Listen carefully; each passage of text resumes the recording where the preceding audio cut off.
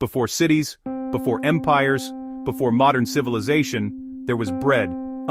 It's an object so common, so simple, that we often forget the incredible story it tells about us. This small, humble food is one of the most important objects in human history. It has fueled armies, built kingdoms, and nourished families for thousands of years. But where did it all begin? Welcome to Objects of Time. If you enjoy learning about the history behind everyday things, remember to subscribe and like this video. Our journey begins more than 10,000 years ago. Imagine a small group of hunter-gatherers. They are moving across a vast green landscape. They find wild grasses like einkorn emmer wheat. These are the ancient ancestors of the wheat we know today. Someone had a brilliant idea.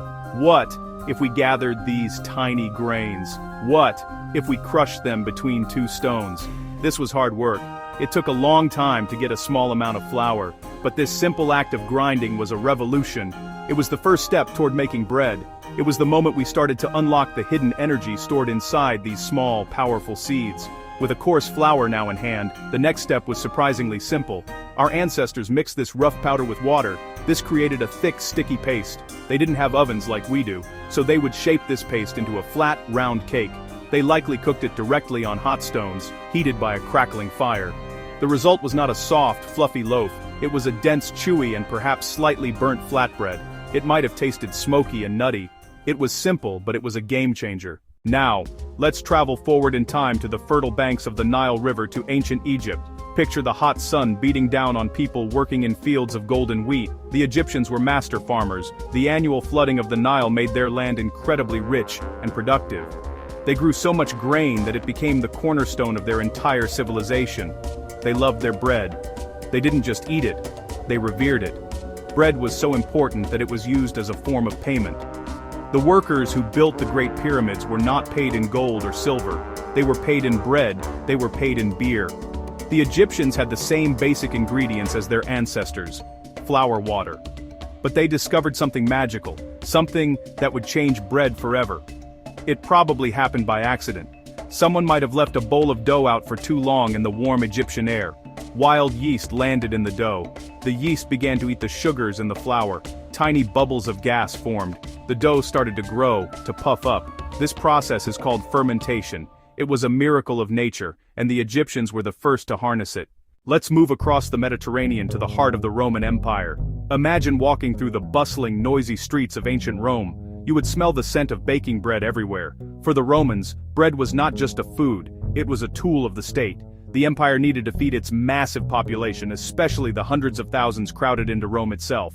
To keep people happy and prevent riots, the emperors created the cura annani, the grain dole. Millions of tons of grain were shipped to feed the capital, Egypt, North Africa. This grain dole was an incredible undertaking. Qualified Roman citizens were entitled to a free ration of grain. At first they received raw grain, which they had to grind and bake themselves. That was hard in crowded insulae with no kitchens and fire risk. Over time, the state switched to distributing bread directly. That led to large, state-supervised public bakeries, Pompeii bakery ruins, stone mills, and brick ovens. These were not small family shops, they were industrial scale.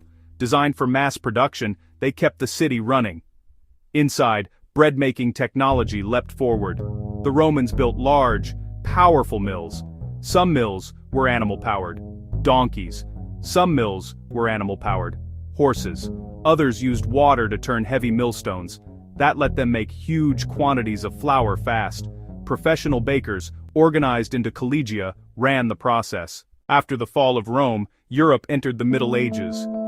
Let's picture a small medieval village, timber-framed houses, a church, a mill. Life was local, long-distance trade had collapsed, each community had to be self-sufficient. Grain was still the most important crop, and bread was still the most important food. But the type of bread you ate depended entirely on who you were.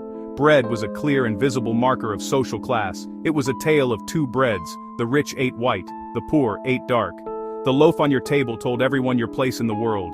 The lord of the manor ate bread made from finely sifted wheat flour, and the priests ate bread made from finely sifted wheat flour. The wealthy merchants ate bread made from finely sifted wheat flour. This was the whitest bread, known as manchet.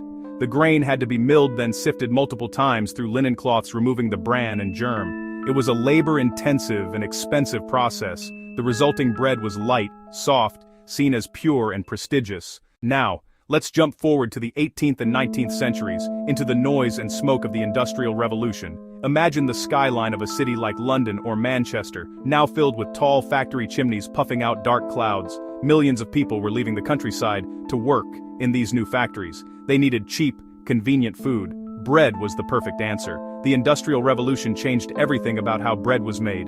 On screen, Industrial Revolution. It took baking out of the small, village shop and put it into massive mechanized factories. The goal was no longer quality or tradition, it was quantity and speed. The biggest change came from new milling technology. The old stone mills, powered by wind or water, were replaced by massive new steam-powered mills. These new roller mills used steel cylinders to crush the grain instead of grinding it between stones. This process was incredibly fast and efficient. It was also very effective at separating the three parts of the wheat kernel: the bran and the germ and the endosperm. The bran and germ, which contain most of the nutrients and oils, could be completely removed. The result was a pure, white, starchy flour that had a very long shelf life. This was the dream flour for industrial production. With this new, stable white flour, industrial bakeries could produce bread on an unprecedented scale.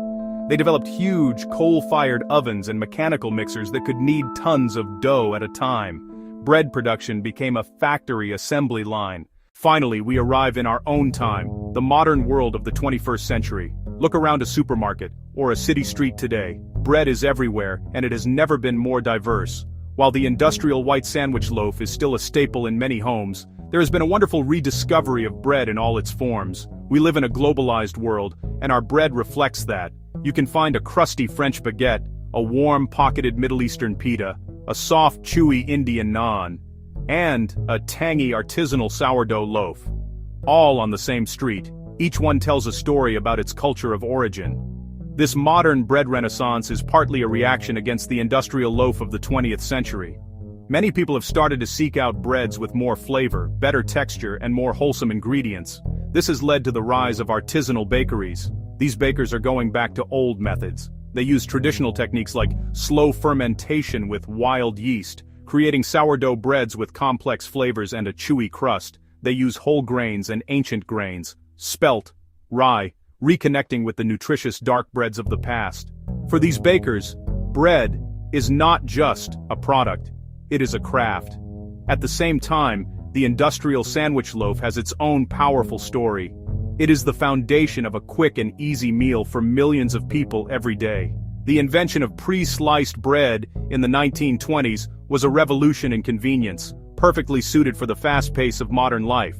It became the symbol of the American kitchen, the vehicle for peanut butter and jelly sandwiches, and the basis for countless school lunches.